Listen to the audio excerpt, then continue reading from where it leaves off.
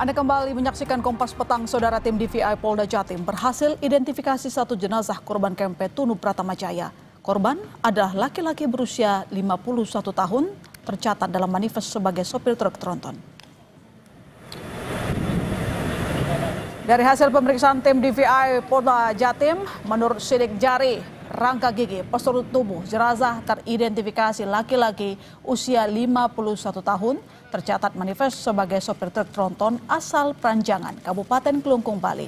Sebelumnya, jenazah dievakuasi menggunakan KRI Tongkol yang mencari di titik terakhir lokasi KMP Tunu Pratama Jaya tenggelam Minggu kemarin.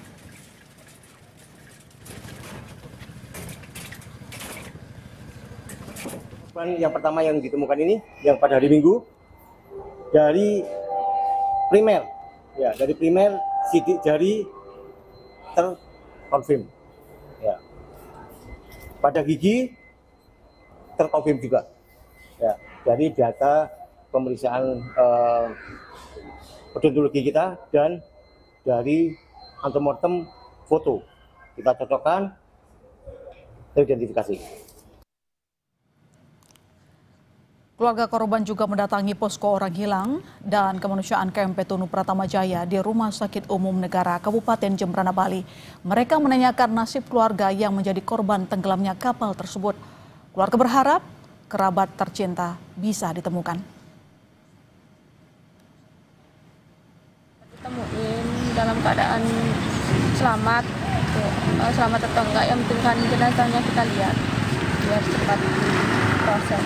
Tadi di posko Diki penjelasan apa yang diberikan? Belum ditemukan sementara, tapi datanya paman sudah ada. Sudah ada. Harapannya gimana?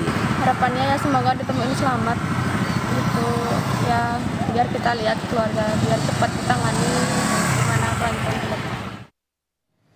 Menurut dosen Sekolah Tinggi Ilmu Pelayaran jurusan Teknika Pergaulan Dwi Kora Simanjuntak, ada faktor internal dan eksternal yang bisa menyebabkan dugaan kebocoran kapal.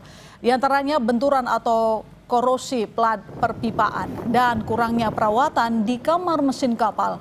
Bagi pemilik kapal, dianjurkan melakukan perawatan berkala sesuai dengan buku panduan kapal untuk menghindari kebocoran. Ya, tadi saya informasikan kebocoran itu berarti adanya air yang masuk ke dalam kamar mesin.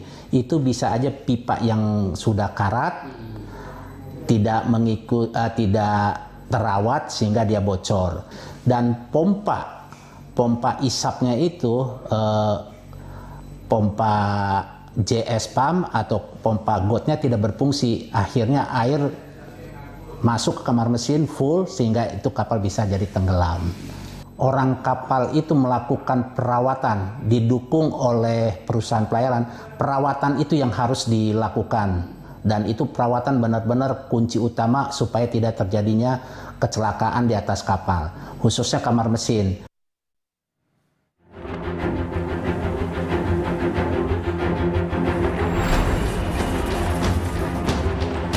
Pencarian korban kapal tenggelam di Selat Bali terus dilakukan. Tim SAR gabungan menemukan sejumlah barang dari KMP Tunu Pratama Jaya di perairan Gilimanuk, di antaranya 12 life jacket, pelampung, dan kapsul penyelamat bertuliskan KMP Tunu Pratama Jaya.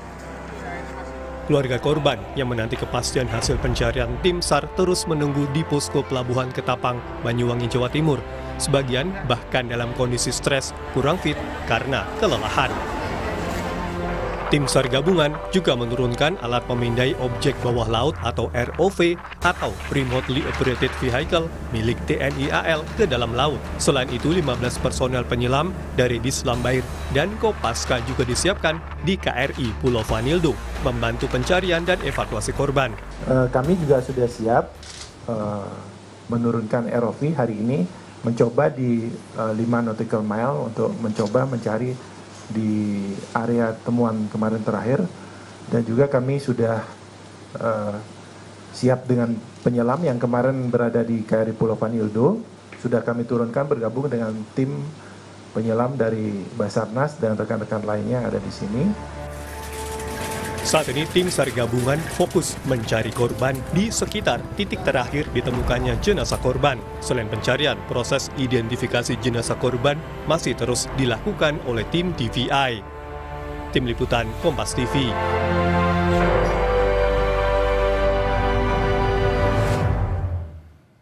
Tim SAR gabungan terus mencari korban kapal KMP Tunu Pratama Jaya di perairan Selat Bali. Seperti apa informasi terbaru dari Banyuwangi, Jawa Timur?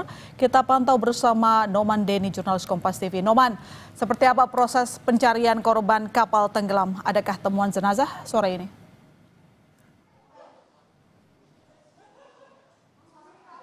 Baik, Ilona, pada hari kelima ini, tim SAR gabungan yang terdiri dari Basarnas, TNI, dan Polri masih terus melakukan upaya pencarian di sekitaran Selat Bali. Dan proses pencarian ini juga diperluas hingga ke area selatan di Selat Bali.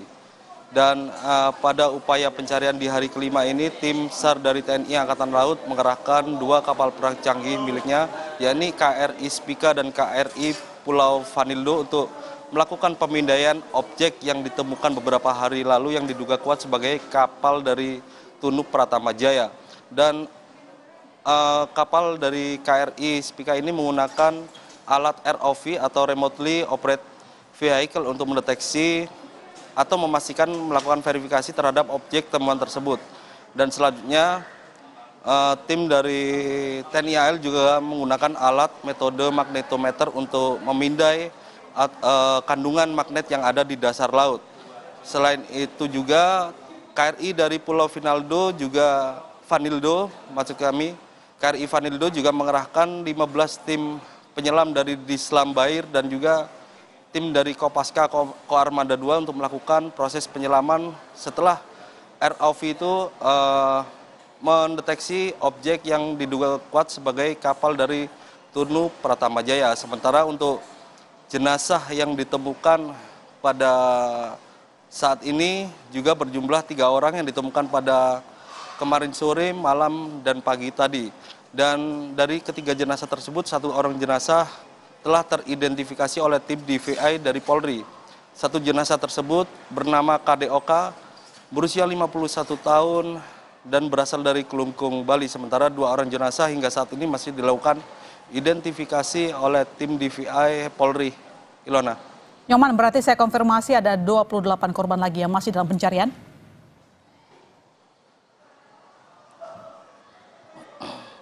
Ya, betul sekali. Untuk 1 jenazah yang baru teridentifikasi siang tadi, yakni KDOK, ada di dalam manifest yang 29 orang dinyatakan hilang tersebut.